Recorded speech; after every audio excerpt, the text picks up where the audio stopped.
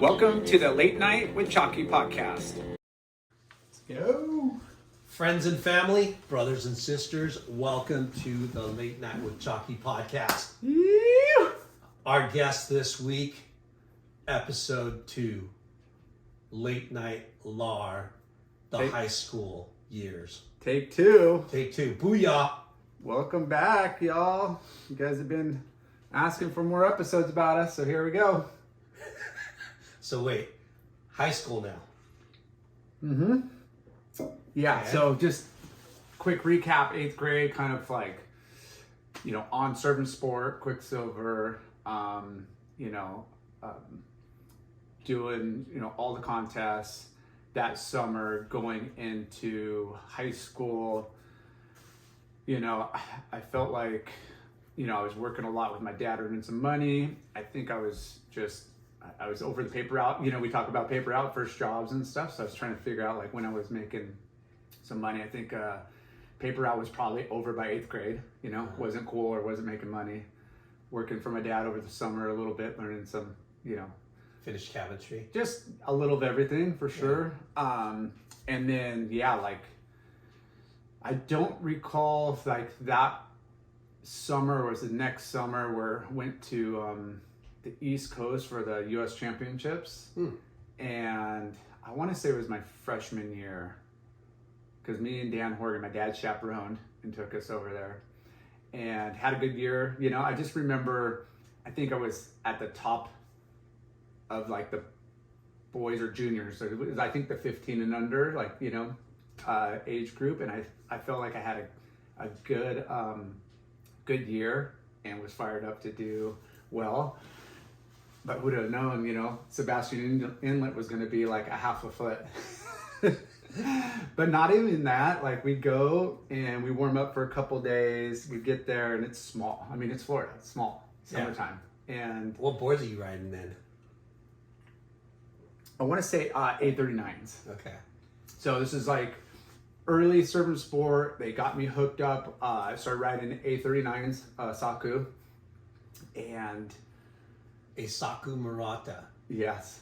And a little background on him, he was kind of under the Hurley. wing of Bob Hurley. Yeah, right? he was Okay. under Bob. He was doing a lot of Bob finish shapes and stuff. Okay. IPD at the time, Yeah. International Pro Designs. Yeah. And I think Dan Horgan had a board, and I'm like, oh, that looks killer, that felt good. And Yeah. And Horgan was partially responsible for you getting on HSS. yeah, for sure. Like he kind of was the one that introduced me, to Chris Sines and Darren Bradley and Yogi and, Robbie Jeffers was working there. Yeah. 15th Street. 15th Street, yeah. Before Main Street was built. For sure, yeah. And, Your side. Yeah, and I mean, there's a bunch of shops, as we talked about on the show, like on Main Street and stuff, but like, HSS was like... HSS, you had, Casey Wheat riding for him, Bobby Lockhart riding for him, like... Who? Bobby the Lockhart. Bobby the Lockhart.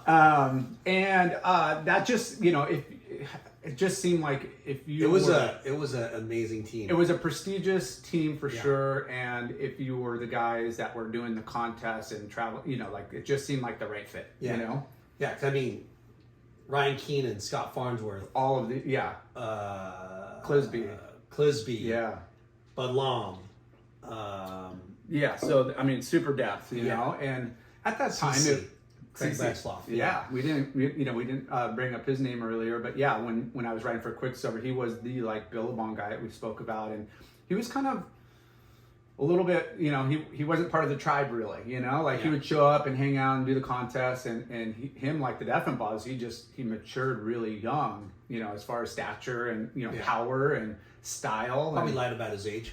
Probably, I think for sure he lied about getting into some of those events. He surfed down his age. He did, and Wait a minute, I'm not 18. And he was so good, we would just laugh like, what age group is he in? Like, yeah. But I mean, he'd blow everybody out no matter what division, Yeah. But yeah, service sport, Saku, and did you have to show whoever your portfolio? No, I don't even think so. Yeah. I think it was at that time. It was like, yeah, Yeah, the people knew, in the area, Huntington, Yeah, the hot rippers. You just got pulled in. Yeah, Okay. for sure.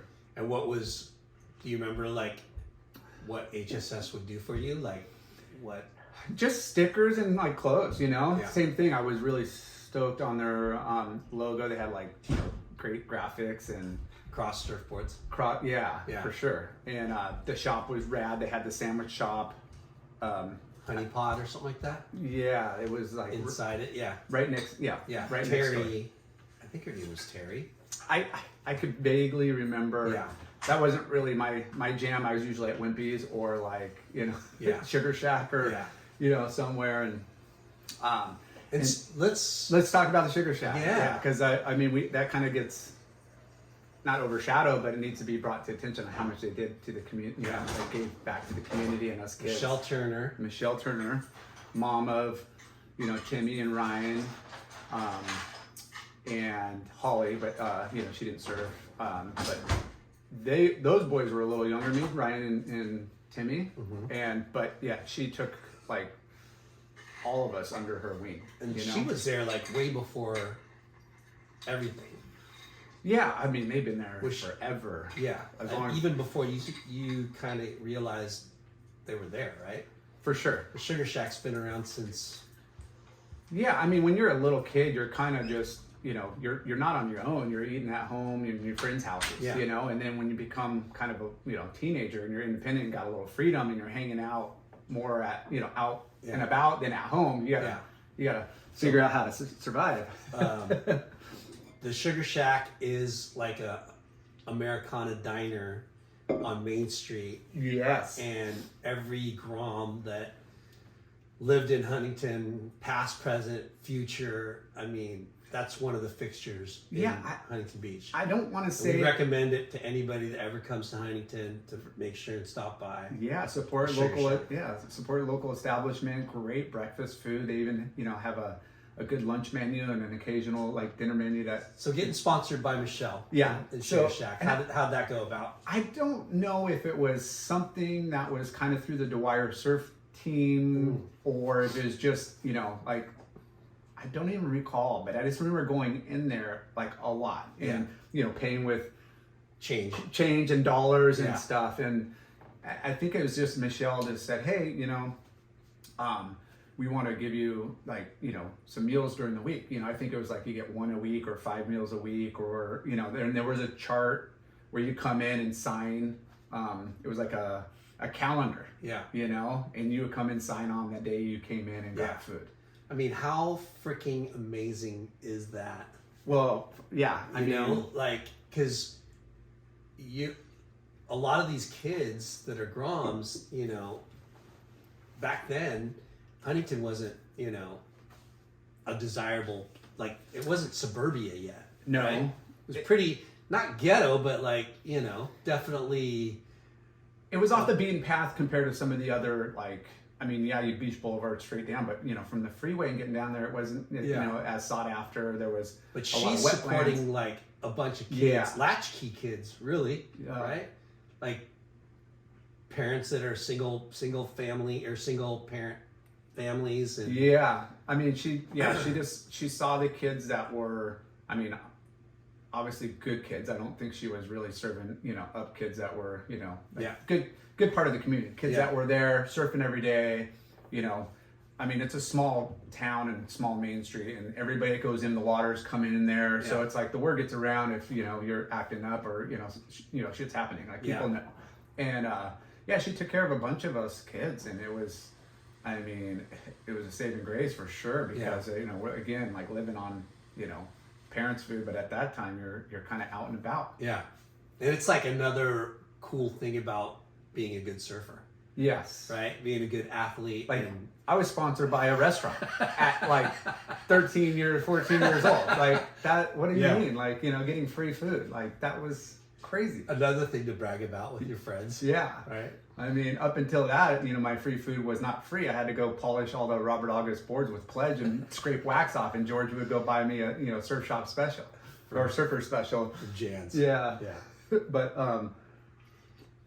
But yeah, that 8th grade, summer, going into summer, I think just things were progressing so fast. The equipment, the quality of our abilities, not just myself, but who we're surfing with, and high school. Looking at high school, and I was around it a lot at junior high because I had a brother that was in surf team all 4 years, and all of his friends went all the time. Yeah, we were there. It was kind of like it wasn't going to be new. It was just like I'm now part of it because in junior high it's not you're showing up and hanging out and trying to be a part of it, but you're not. Yeah. And now you're in high school and you're part of it. Yeah. Yeah. And talk about Huntington Beach High School surf team. Who was the surf coach then? So 8th grade, Andy Verdone. I was in 8th, 88, I think it was.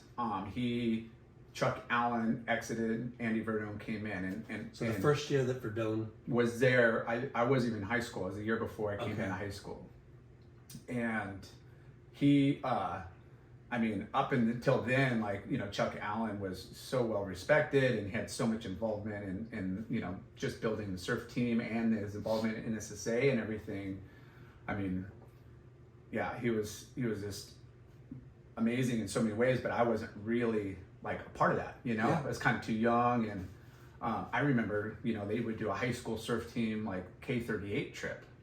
Before anything was there on the bluff, and they would, I'm talking 60, 70 kids, families would go down there and, have a surf RV camp and firework war. I was just like, this is wild, but it was loose back then, and that was cool. So fun though. That didn't happen in Verdone. Yeah. No way. Yeah. But he came in and it was, who is this guy? Nobody knew who he was. He was kind of a newbie. He was a football dude, background jock, big, burly, intimidating guy. Yeah. And, he kind of filled in hey, I have big shoes to fill. Chuck Allen already had the kind of, calisthenic, warm up and the run and pier swim to check in, but it just got intensified when Andy Verdone came in. He brought the athletics of football or whatever into I think that was surf class. Where he fell short, he excelled in bringing in some of that other, kind of regimen, and he was intense and he was serious. Yeah. He was a really serious, intense dude. Especially, a little kid, he's but he was awesome. We had a really strong team at that time. I think, prior years before me getting into high school was kind of the golden years with it. And then, with the Deffenbaugh brothers and myself, and there was just so many good surfers on our team. Huntington Beach High School back then was dominating the way San Clemente dominates now. Yeah. Right? Mm-hmm. For 10 years in a row, most likely, right? Yeah. That Huntington Beach High School was the number one high school in California in the U.S. Yeah, right? 100%. Yeah, and going into high school and getting, you're it's all new. You're on that crazy big school structure, all these big school, 4,000 kids or something crazy, 3,500, I don't know. And to be part of surf team and already had and we talk about the age. Associations with other sports, and it's really tight with ages, and surfing it's kind of a broader gap with who you're surrounded by. So I went into high school and I didn't feel like a little rookie freshman. I already felt comfortable with I knew guys in every other grade, and I was already hanging out with the older guys already, kind of with having an older brother and being associated with his group of friends. I just gravitated towards a lot of the older guys anyways. Yeah. And did you guys have to try out to get on the team? Yes. Yeah. Yeah. Technically, officially, they had kind of a workouts and stuff, but it was pretty clear cut on who was going to make it on for the most part. I think it was a 12-man, one boogie boarder, one long boarder, one girl.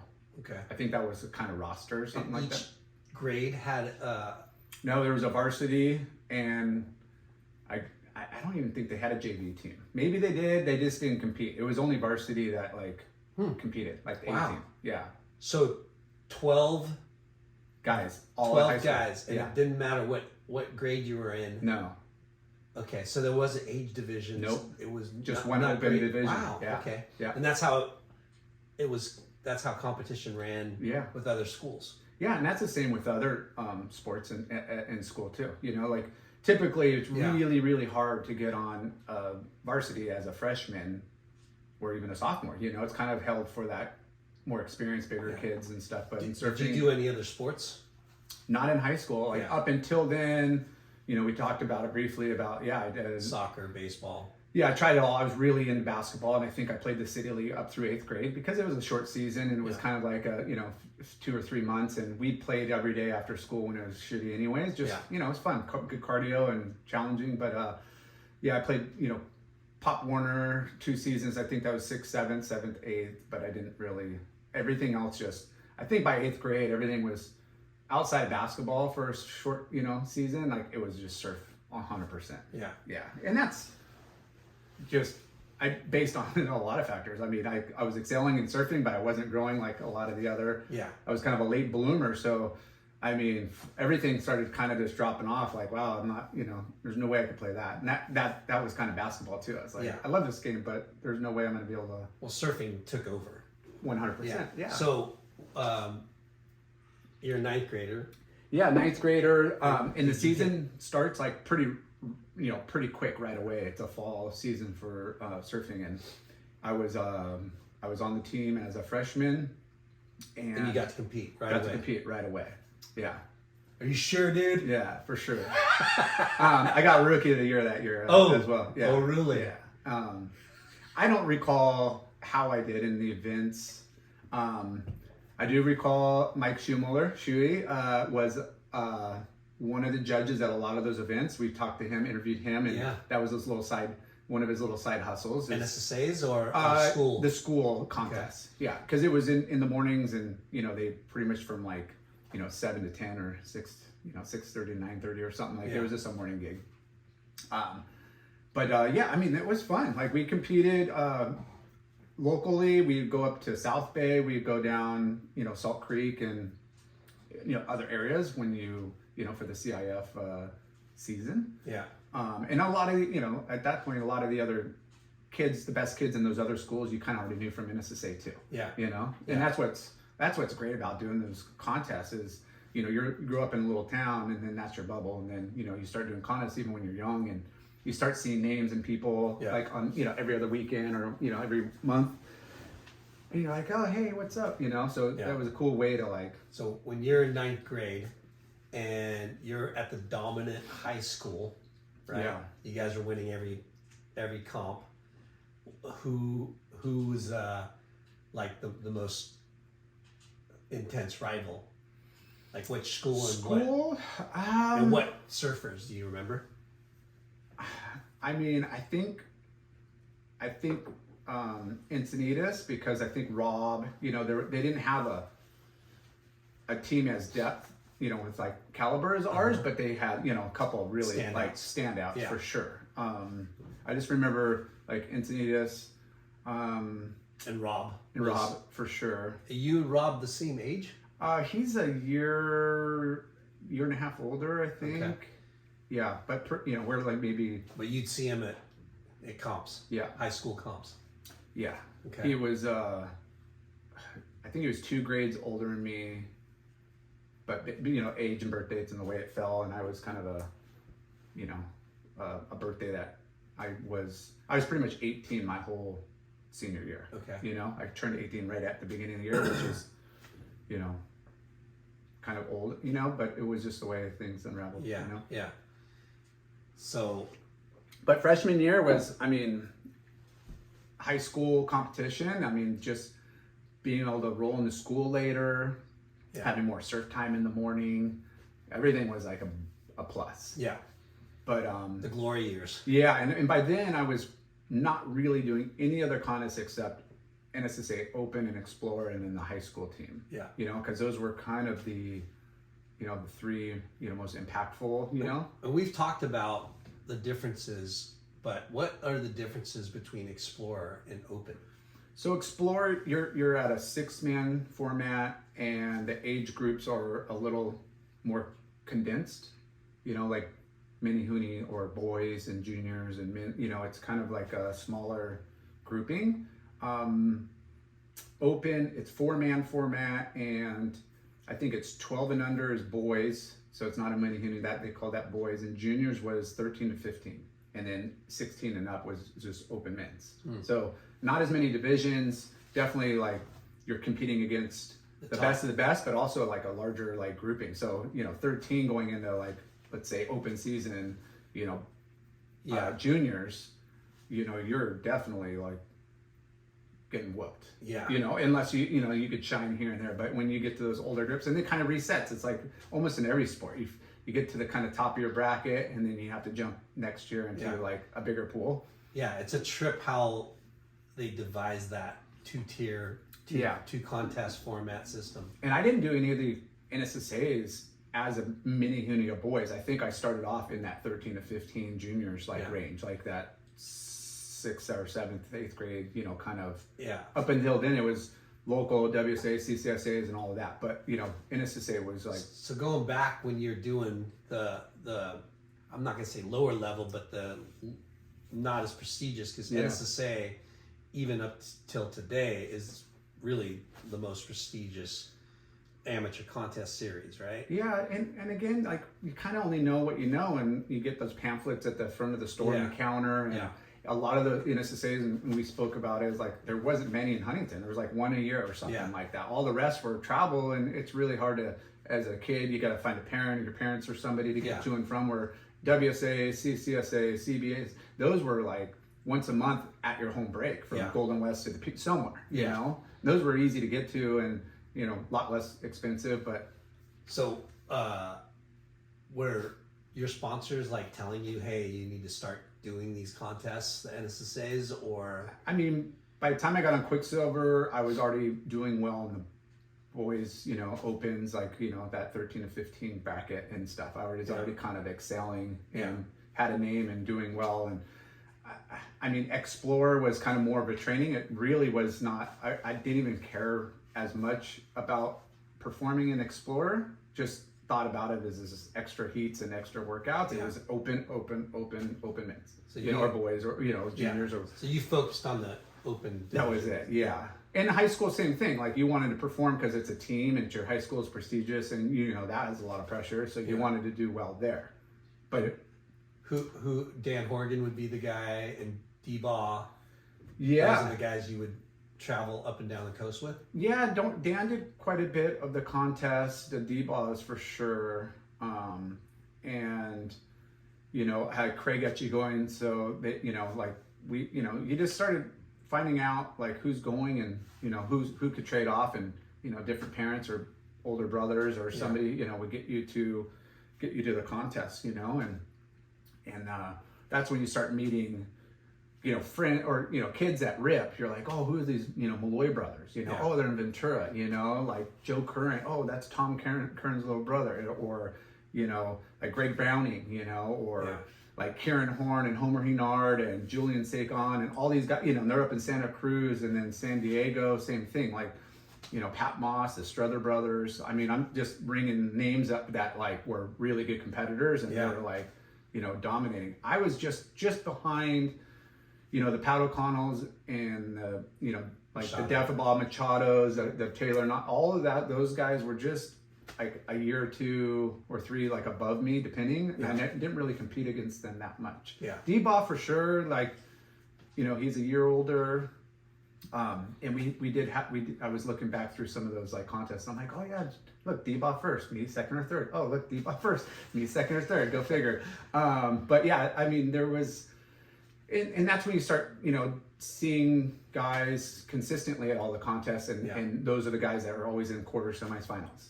So, at that age, we played Metallica at the beginning of this thing because we want to talk about trends and cultures and whatever we were into back then, right?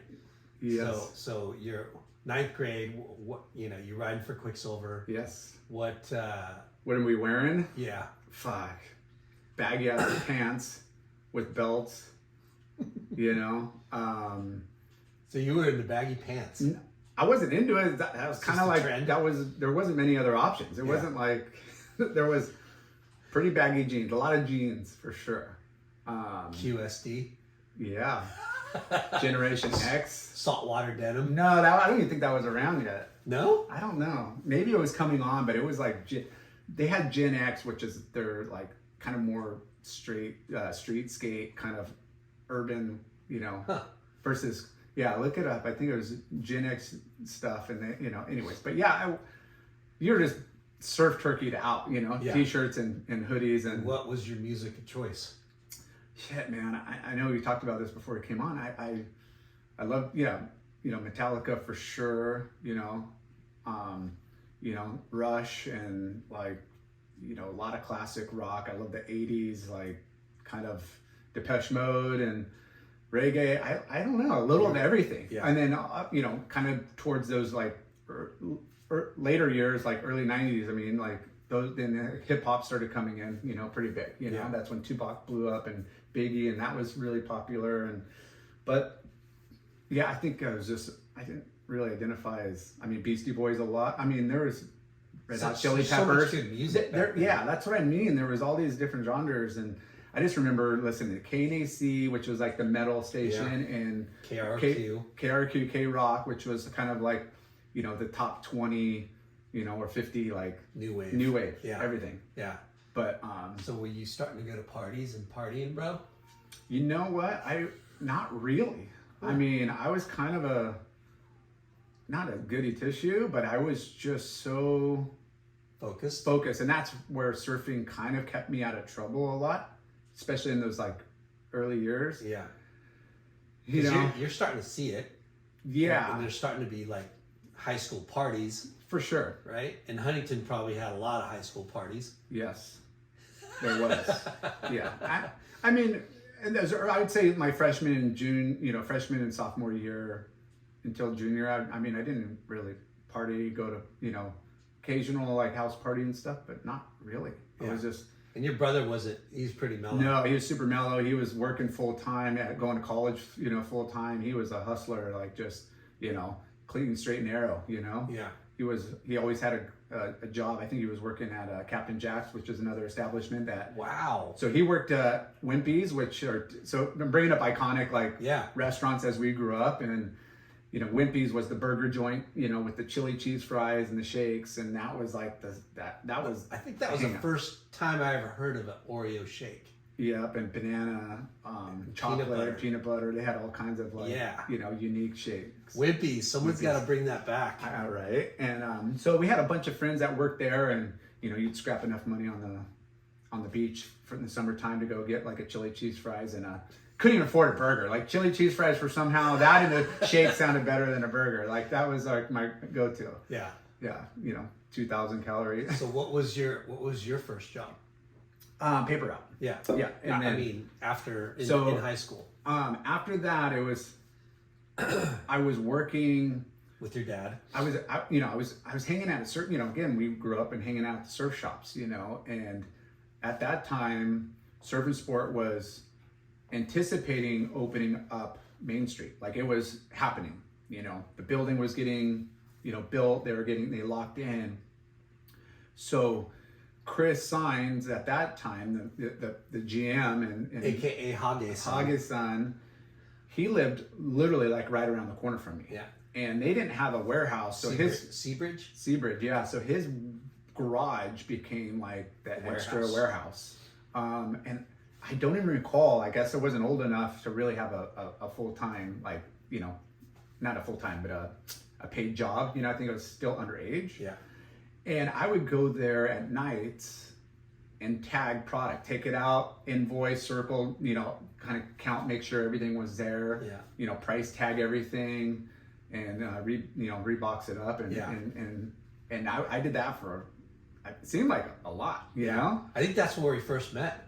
Because it was a great gig. I didn't have to I'd go surf in the morning for school. I'd surf after school, get work done, and I would go over there from 6 to 9 or 7 to 10 or whatever at night and just tag I think that's where we first met, is in their garage, tagging product in the garage. Yeah.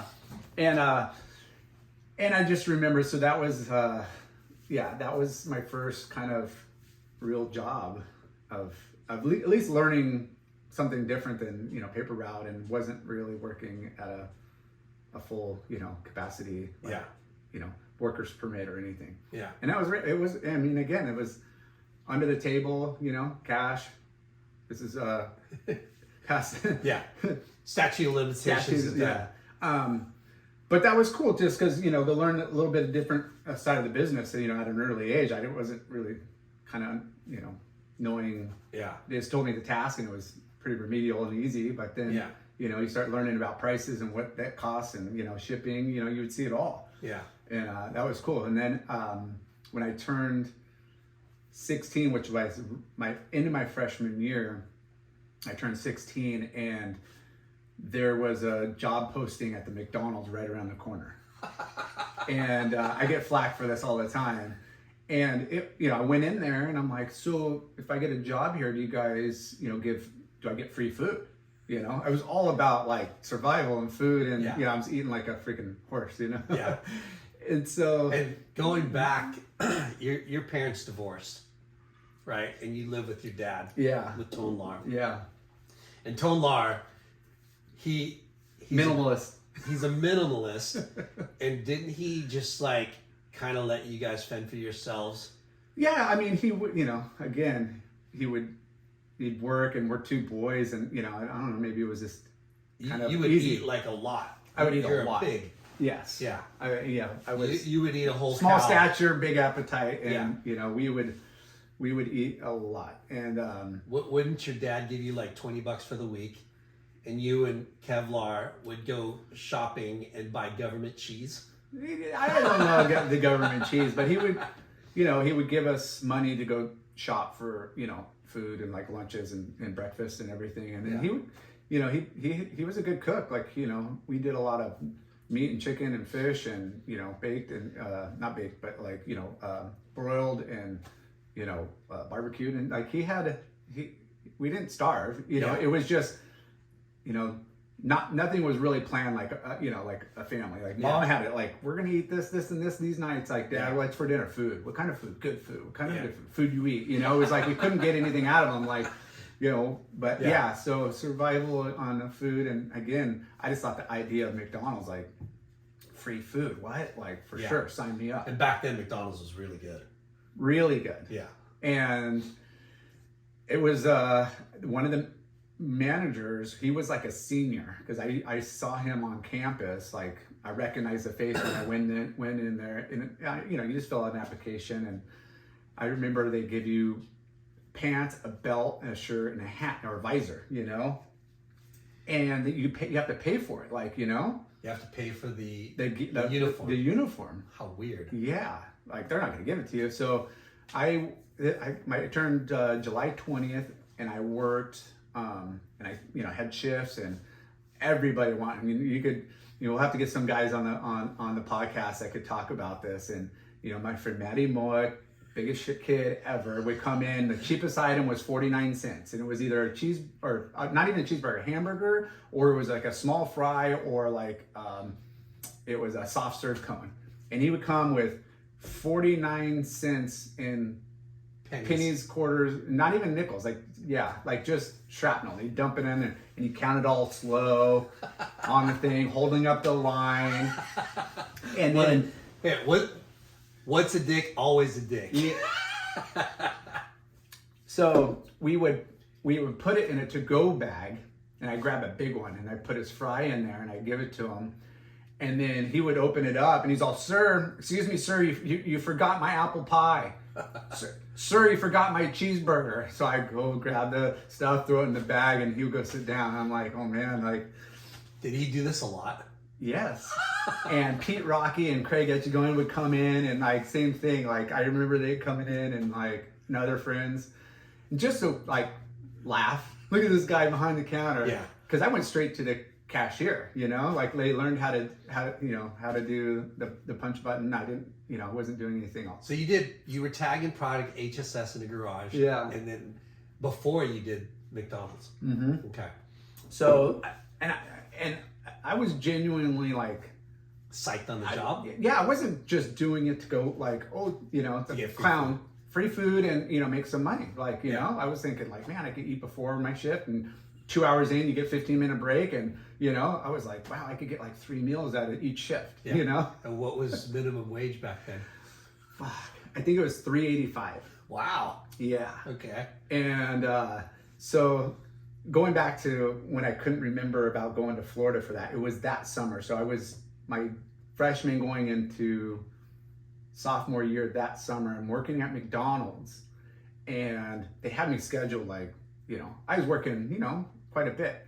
The contest 3-4 days a week? Yeah, for sure. Okay. And but you know, I picked later shifts, and you know, I was trying, you know, it's open late or whatever.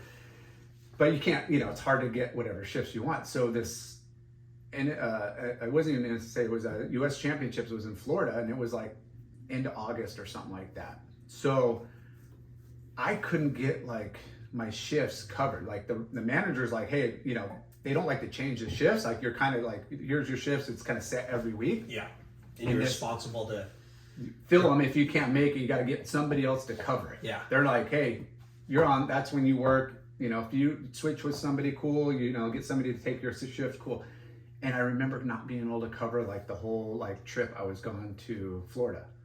And I was really kind of stressing. I was kind of bummed. I'm like, hey, like I got 3 days, but these other days I can't, like, can you guys help me out, be flexible? And the manager was just like, sorry, bro.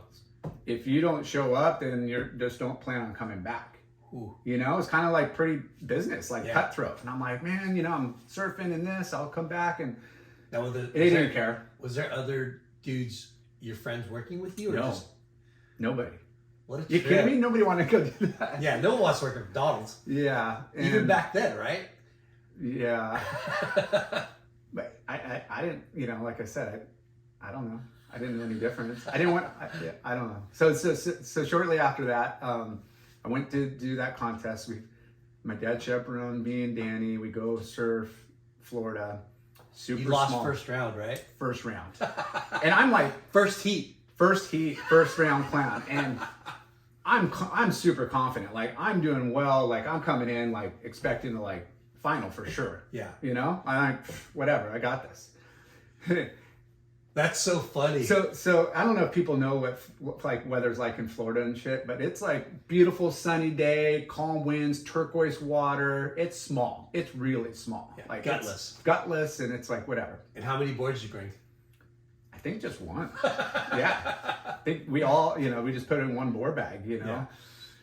Yeah. And you're riding the Sakus.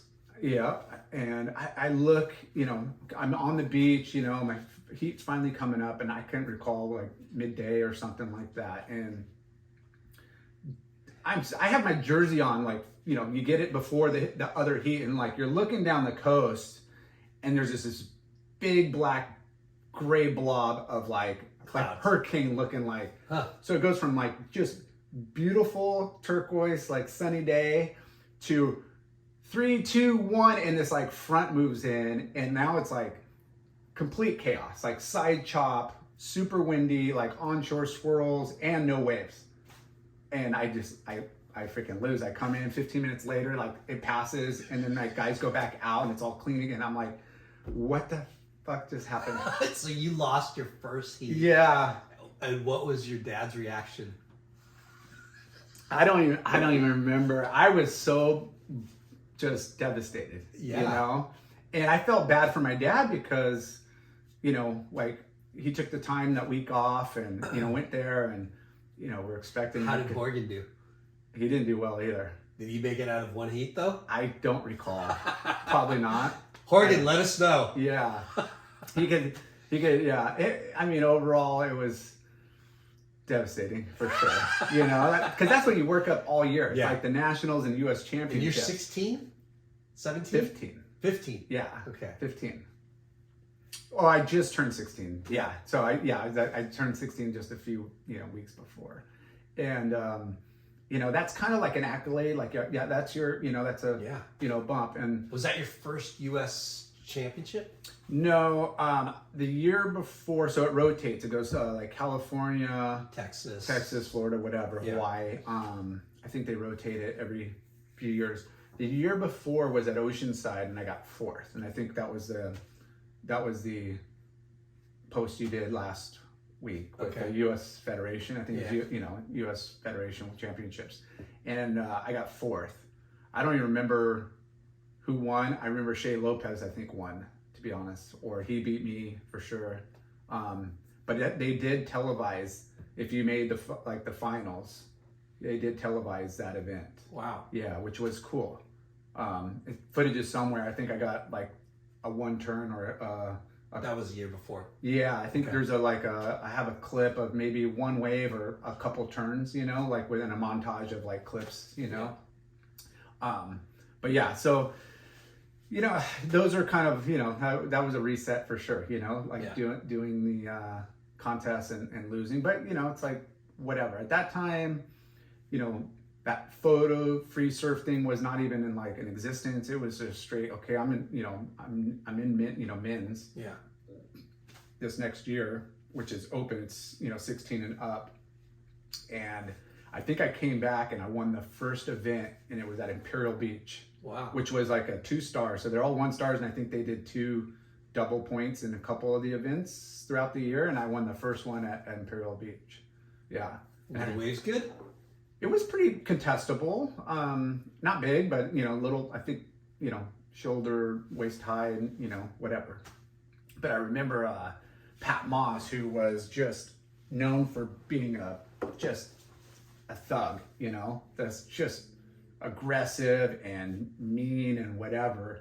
Pat Moss, and he was dominated. He was one of the guys that just was in the finals almost every event or close to and stuff. And I just remember it could have been the semis or final. You ever get into it with him?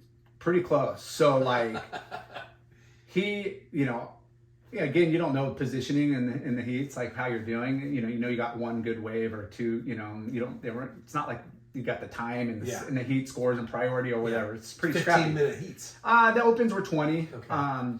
But I just remember this instance where I'm in position and I could go either way, but it's like I'm going left and he's trying to force, me to go right, or just like he was going to try to go interference, and I just bulldogged him out, and that ended up being the factor. So he was just huffing and puffing and so pissed, because most often other guys would have probably, pulled back or folded or, pretty intimidating. Yeah. But, anyways, that was just funny. Are you guys talking shit to each other?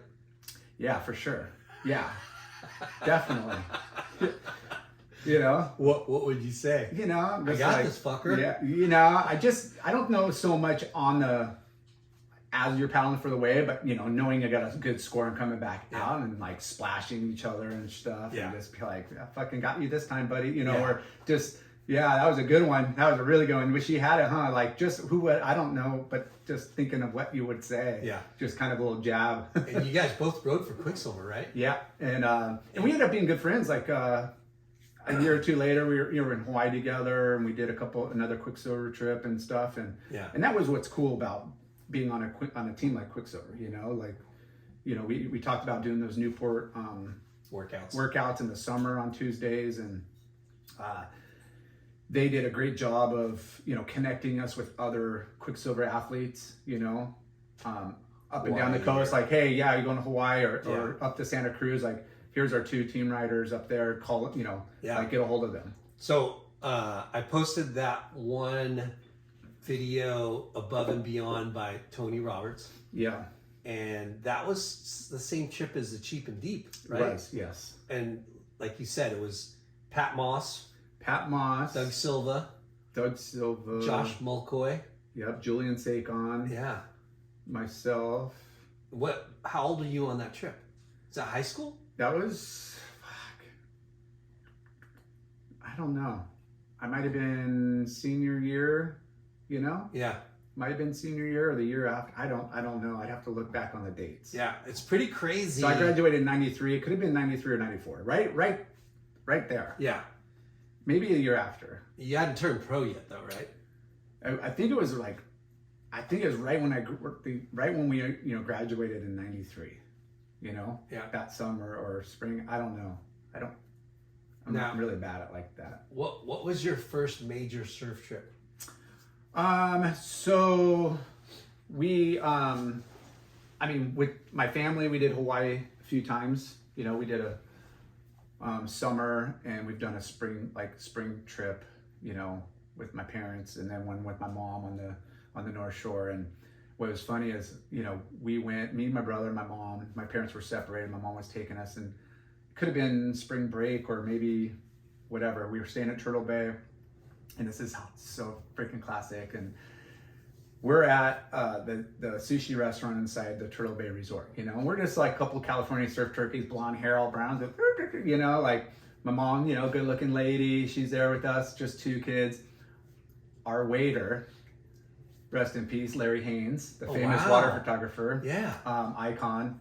He was working there, and he starts like, yeah, I'm a photographer, and for like this much I could, you know, do a day and shoot your boys or whatever. And he was totally like trying to hit on my mom, and you know, but I remember him clear as day, like, you know, I'm this photographer, and I recognize his face. And then years later, in hindsight, I'm back on the North Shore, and you know, did a ton of work with him, you know, over the years. Fluid Vision. Yeah, right? and but that was funny. I remember that, and we got some waves that year.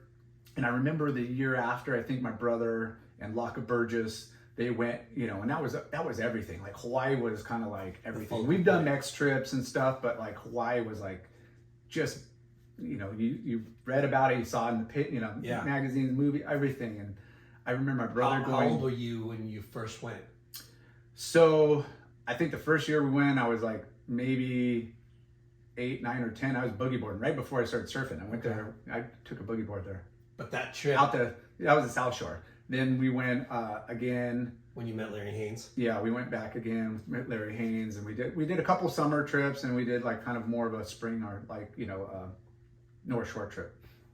And I remember my brother going, you know, one winter, and you know, he's, you know, got big guns and stuff, like big boards. Yeah. And, you know, it's like, oh, you surf pipe and stuff, and you know, so you knew all the spots, you knew what was up. And we ended up going back my first solo trip without parents.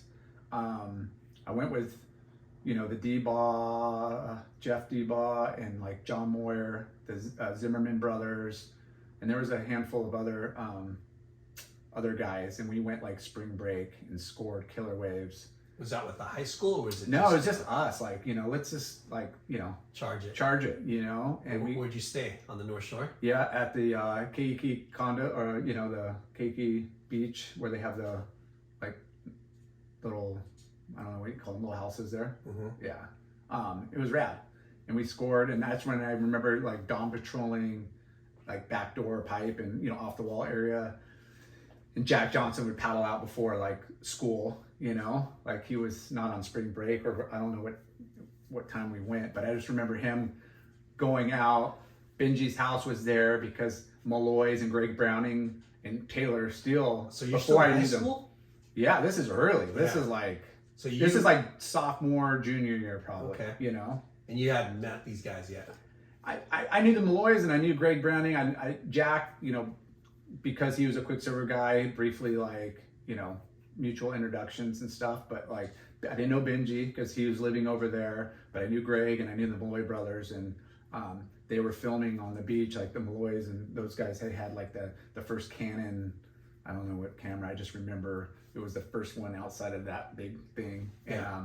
And they were filming, and we had Dave guy filming us, and we got some good ones. I remember not knowing, you know, there wasn't nobody in the lineup really. It was you know, spring, early morning, and Jack, like a good one, backdoor wave came in, and he like told me to go, and yeah, you go, you know, and somebody tells you to go, like just psychs you up anyways. Yeah. But I remember him giving me a really good wave that morning, and I was just like, you know, so stoked.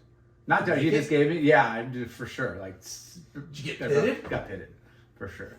Get spat out of another one? Yeah.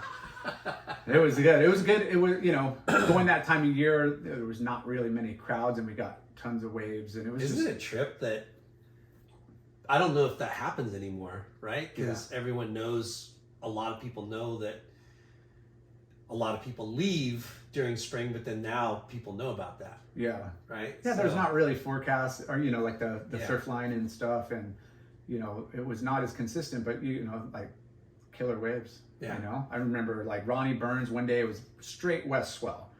Other days it's kind of combo. And I just remember like what a real west swell looked like at Pipe being out there. And I'm talking like, solid 8-10 foot like pipe. And you're out there? we didn't know any different. We're paddling out the sandbar Aokai, and then we're freaking paddling over, and we're it was like a point break left. It was like these guys are taking off like bombing deep and just huge. Marvin Foster, I want to say, God, there's another Hawaiian goofy foot, and Ronnie Burns for sure. These guys were just getting these like incredible. I don't think we were going for sets really. I think it took us a while to kind of like get some. John Moyer, John Moyer, John Zimmerman were charging for sure. Like we all got waves, But like I remember we were reviewing like some footage and like John Moyer, I think he just like pearled on one. And it's like just massive like wave. Yeah, it was fun. Like we got waves. So you're talking proper Hawaiian. Yeah. Pipeline. Yeah, and I think I'll have to dig up. We have footage of it. Wow. Yeah, I'll have to find it, please, if I could find it. But yeah, so other than that, like being part of the high school surf team, Andy Verdone did this partnership with the Australia board riders clubs there, and we took a team. So I think I was a freshman that year, and Barry Deffenbaugh was a senior. Jeff was, anyways, and they took our 12 surfers, maybe there was a few more, maybe there was like 15 of us, and we did a 3-week Australia trip in summer in July. Wow. Which was their winter, but we went and we had chaperone setups, and we traveled from south of Sydney, Wollongong, all the way up to Brisbane and to the Sunshine Coast.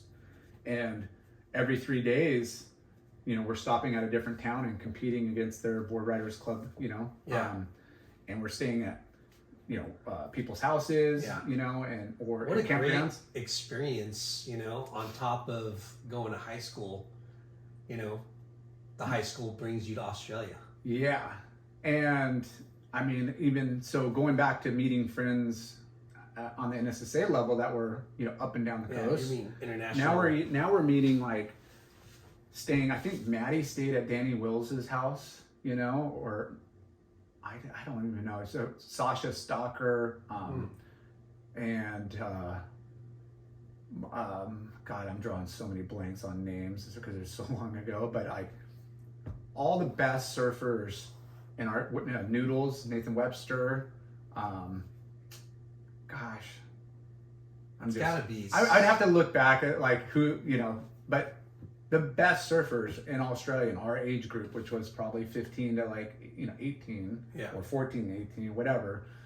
We were staying and competing against all those guys, up and down the coast, and you would see these guys in the magazines too. Not at that time. They're just groms like us. Okay. Like the best talent. They're winning their their own stuff over there. Yeah. But when you fast forward, and when we we'll talk later, when we got on the QS, then you start seeing all those guys. Yeah. And we were pen pals to an extent, and like we'd write every once in a while because that's what you did. You know, like you didn't pick up the phone because it was just like too expensive. Yeah. Yeah. And the times, and it just wasn't a thing. Yeah. But I remember doing some like some follow ups, and we'd stay at random community people that were part of the surf families and stuff. Yeah. And we partied there. I remember because they were like 18, and we were strictly told not to drink, and of course everybody. How old were you when you first had your first drink? I think it was like that summer. I was 15 going on 16. Wow. Yeah. And I know, not partying, but like yeah, the older guys would slip us some beers and stuff. And but that's the first time you had. Not in Australia, but I think I had some a couple beers at home, but. I don't, we didn't really party even there. The older guys did, yeah, but us younger guys didn't really party. What about weed? No, like junior high, I remember like we had a couple friends' houses where it was there, like dad had it like stashed in like a shoebox and stuff, and we steal dad's stash. Yeah, some dads that that was loose back then. But yeah, we tried it but it wasn't that thing where it was like, I don't know, it just was not it wasn't cool, but it wasn't like something that where you got the feeling where like that was awesome, we'll do it more. Kind of almost a turn off that early. Yeah. So I didn't smoke till after high school. Like I didn't, like where other people got into it, in high school later, I kind of like, I already did that. I wasn't really feeling it. And again, I was trying to be the clean cut surfer, and not that I didn't party, because I mean, we had plenty of times where, we had football games and basketball games, and, we're partying our junior and senior year, slipping some beers and stuff. Yeah. But the Australia trip was insane with the surf team, and just surfing all those different types of waves up and down the coast. And years later you're going back to just spots where there's contests, and I'm like, oh man, I surfed in Gary, and I surfed Lennox Heads, and I surfed Crescent Bay, and Byron Bay, and all these Boomerang Beach, and like just everything. The Australian pipeline, they call it Black Rock. I think it was Black Rock, and it was on like an indigenous like reservation and stuff. It was like a preserved park, but it was like, I mean, the waves you would see in like Mad Wax and stuff. But it was cool. I mean, that was a great experience. So do you remember, like, was surf videos a big part of you and your crew and magazines? Like, again, that early age, there wasn't the Taylor Still movies. Really, there wasn't. It was mostly the big brand movies, or somebody's putting out like a film theater film. So we watched a lot of that, and then of course, hot summer nights. Which somebody would put the timer on their VCR and try to record and watch those. Because what was the year Tom Curran won everything, like 7 events? 90? Yeah, I think 90, 91. Yeah. When he came back and just dominated. went through the trials. So, we were able to watch the majority of all those contests, like pretty in depth. Like they filmed a lot, and we got to watch all of that. And so, and the OP Pro, of course, growing up, we didn't really speak on that, but like we got to cut this off pretty soon here. I gotta get on the road and mosey up to. So wow, we're not even getting through high school. No, but let's finish. Yeah, finish through high school. So you're working at McDonald's. You went on that trip. Yeah. Did you get fired? Got fired. Well, I didn't get fired. I just didn't show up. Like, they knew. I was like, hey, you're not, there's not going to be a job here if you didn't. But what was classic about that McDonald's gig is, I get back, it's September, and I'm like, I'm freaking keeping my outfit, I'm going to wear this for Halloween. I was already thinking Halloween. I'm like, I'm going to be a freaking McDonald's, like, employee for Halloween. And I remember getting my check.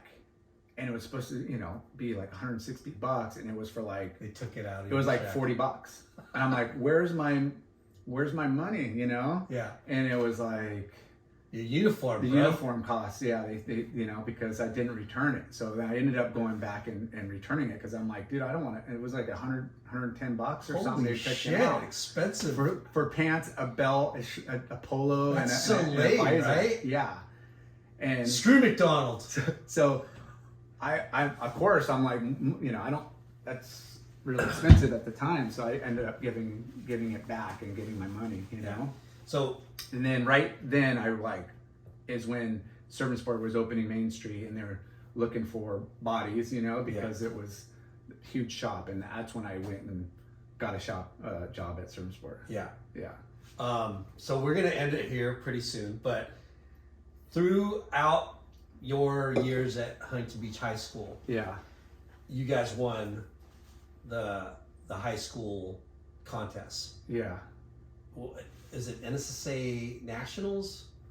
Yeah, they did nationals. It would kind of rotated high school. Yeah, there was and they did college and stuff, and but every year you guys won. Pretty much. Okay. Yeah. I mean, I don't hold me to it. Some of you might have facts, but I remember we were pretty much dominant. And then, were you MVP? Yeah. Was your team captain? Yeah, most valuable MVP for sure. I was team captain my later years, and I remember. And that's kind of a big deal, right? Yeah, being named the captain of the team. definitely. Yeah. And I remember, when I don't know where they're holding all of them. It could have been Oceanside, Huntington, and then we were at Lours. And I remember in the high school finals, I ended up like getting a paddling interference. Like, it's a peak, and we're just as aggressive, and I ended up having like a 10, and then I think they either scored half a wave, or got rid of one of the waves or whatever. I ended up getting second, and I was so bummed, because I had I easily should have won it, but it was like, I got a little, I don't know, in a tussle out there because of peak interference and whatever. Yeah. But So. But the high school years were good, man. Worked at Servant Sport all 4 years, and How great was working at N.S.S.A? And I worked 4 to 9, or the weekends 4 to 10. Yeah. So I didn't have a lot of. Now, did you break your ankle in high school, or was that? Yeah. Yeah.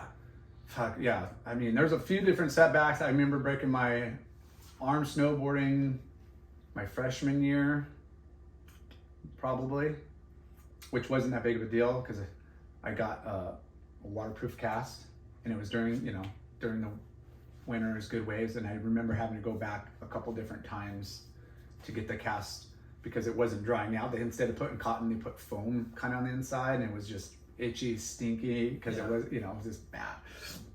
But so that happened, but it was not that big of a deal. And then it was that summer going into my senior year is when I broke my ankle, and I mean, when I did it didn't feel like much of a thing. I remember feeling something snap. Did a front side kind of air closeout move on a barrel, and the explosion just hit my board right. My foot kind of bent it under, and I snapped off the tip of my tibia, whatever's the outside bone. There's two shin bones. Ankle. Yeah, like it has two little knuckles, and it fits inside your ankle. So the shin, that knuckle, I broke off. Oh. And at the time I was like, I knew something. I wasn't wearing a leash. My board went in. Like my buddy Matty Moak was like, "Hey, what are you doing?" Like I'm just floating, and I'm like, "Hey, I need help at the beach. I broke my foot or something like that." And he's like, "Yeah, right." And I'm like, "Yeah, seriously." I'm like, so I hobble up. Lifeguards come. They give me a ride in my car, and then I go home and I call my dad. And my dad had an orthopedic just up off the beach, and we went there and X-rays. I was just thinking getting a boot cast. Holds up the X-rays, and I'm not really paying attention. And then he comes, looks at the X-ray, and he's like, "Okay, I got an opening at this is like a morning surf session. It's like 10 in the morning right now, maybe." And he's like, "Yeah, I got an opening at 2, and we could get you into surgery at 3-ish, And I'm just like, "Wait, what?" Surgery? Yeah, I'm like, "What are you talking about?" And then he shows my dad. He's like, "Okay, see this, he broke the tip off. I have to put some screws in and put it back in." And I was just kind of like, "What?" No. I'm like, "What?" And he's all there, hey, it's not that big of a deal. It's about the same, cast time and everything. I remember going in the back, waiting, and I your endorphins, whatever, is no pain. I was like, "Oh, this is whatever." And about 2 hours, 3 hours later, after it all wears off. All wears off. Not even my foot hurt, my whole leg up to my hip. Ugh. And I was like, my whole leg was just throbbing like a freaking, somebody's, it just hurt. Yeah. And I'm like, and I grabbed, Maddie was hanging out, my buddy Maddie at the time, and I grab him, and I'm all, because they left us in a room, nobody was coming in, checking on us, they knew, I'm like, "Dude, I need a shot, And I was so mad because they were supposed to come in, and we didn't see anybody for a while. And finally somebody came and gave me a shot, and I was fine. But I mean, bummer with the surgery, having to go get surgery, but the recovery wasn't too bad. But I did miss the U.S. Championships that summer, which was going to be in Texas, and that was my chance to get on the U.S. team to go compete. I don't know if it was Europe or Australia. There was is that senior year? That was going in my senior year. Yeah. And they were going to, you had to be, there was like 2 or 3 events, and they took the collective top, X amount of guys. And I already had some good results, and that Texas one was like the last of like the 2 or 3 events to keep it. And I wasn't able to compete. And I'm like, all right, well, I guess that's not going to work out. So then I was just thinking of, turning pro, like pretty, it's like, what's the point? I was holding off to do that.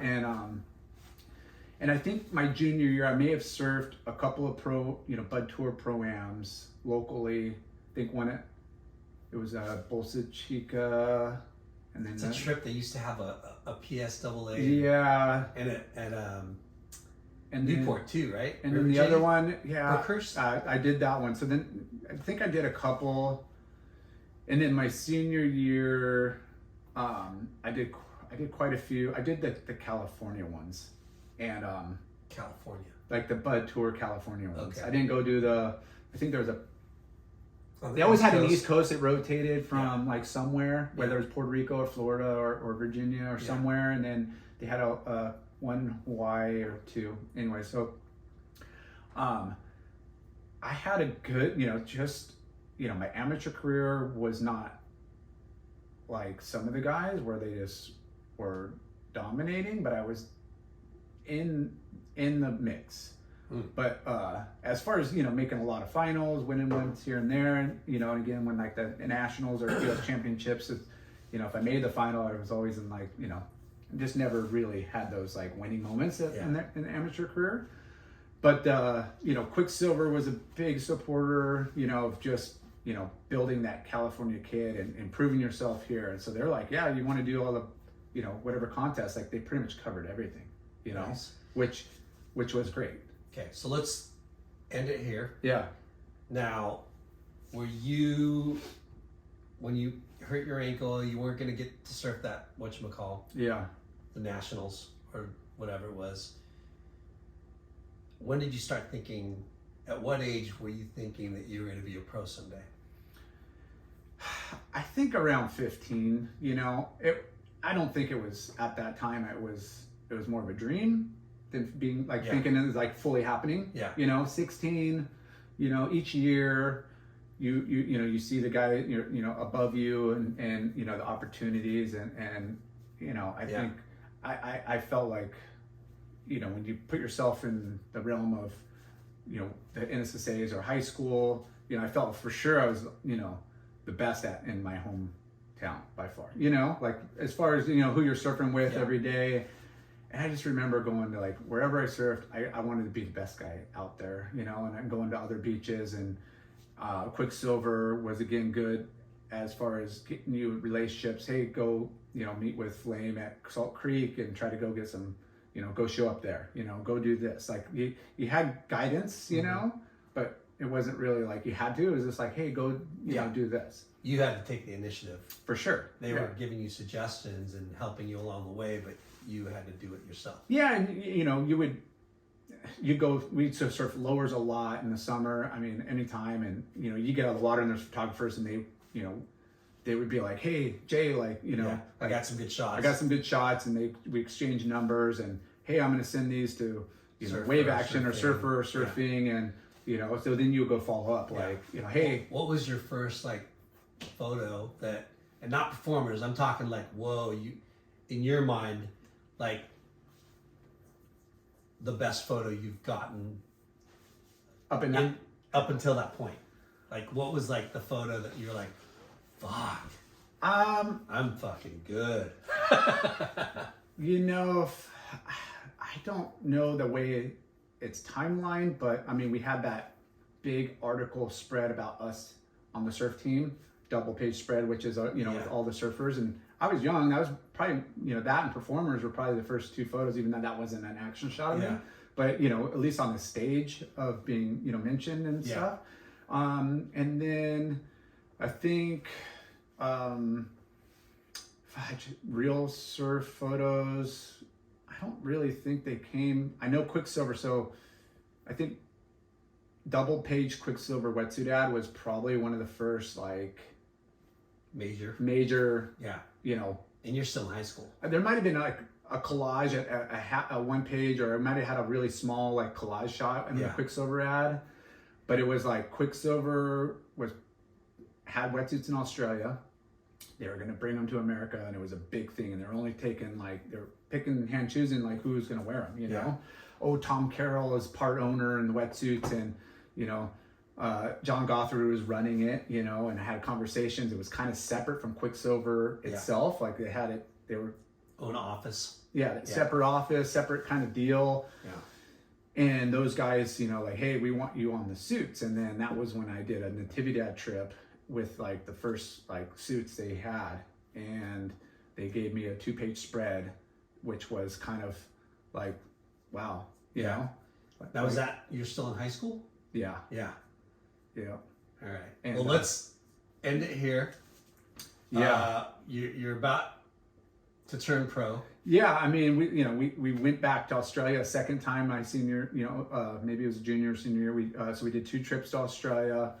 I did a trip to Puerto Escondido my junior year, on like a Thanksgiving break, with some guys, and we were just hungry to travel and go surf waves. So in high school, got definitely kind of used to bigger waves, bigger waves, and going to Hawaii. I go sleep on couches over Christmas break, and couch surf, and the dream was there. It's like, and when you're a young up and comer, and especially in that teenage years, Hawaii. It was like, how do I get Hawaii? How do I prove myself there? Not that I was considered a big wave surfer. I mean, we're all pussies that just trying to build up confidence. To at least go get some. But yeah, I mean, it was some good trips and good experience through those high school years, and we'll talk about I glad I stuck in high school and graduated. There was a lot of me that wanted to just kind of pull the plug, going into my senior year. But Verdone talked to the principal and talked to some teachers and worked it out that, hey, I'm going to miss X amount of days, and can we make it work? Because I wanted to, both from my parents, but I wanted to hang with my friends and do all the, dances and graduation. We'll have to pick up on that. Yeah. I didn't know that you were almost going to quit school. Yeah, I mean, again, it was a kind of not a hard sell with my parents, but I think at that time they realized because you're not talking homeschooling, you're talking like taking your GED. Yeah, I don't even think there was really homeschool options back then. And there was, but it was just maybe just because at that time D-Ball was already about to qualify on tour. Rob already made the tour. These guys were off the Bud tour and stuff. You know, so that senior year, I did really well on the Bud tour for a rookie. I had no seating, no nothing. And you're making I think that first year I made a couple semis, a couple quarters, main events, a handful of ones. I don't recall exactly, but I was making money, almost at every event, because you got money if you won. $50 or $100. And then so then I had that was another thing. I had a bunch of money in this savings account that was, not, I could use by reimbursement. I'd have to show them here's a, ticket to, somewhere, or here's this, entry. And then they would cut me a check, anyways, but I, being, Huntington being high school surf team and everything, I didn't want to not do it, but there was part of me where it's felt really pulling to go just surf and travel all day. Totally. All right, we're gonna cut it off here. Episode 2. This is with Late Night Lar. Peace. Yeah. Peace. Hey, dude. And